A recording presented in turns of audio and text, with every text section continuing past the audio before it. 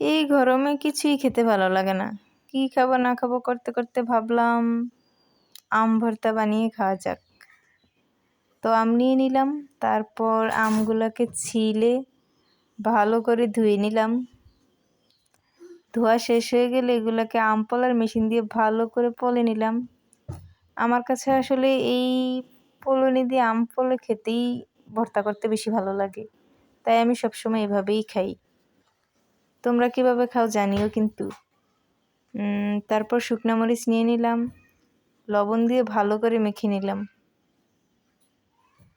তখনই খুব ভালো একটা ফ্লেভার আসছিল, উফ অসাধারণ লাগছে।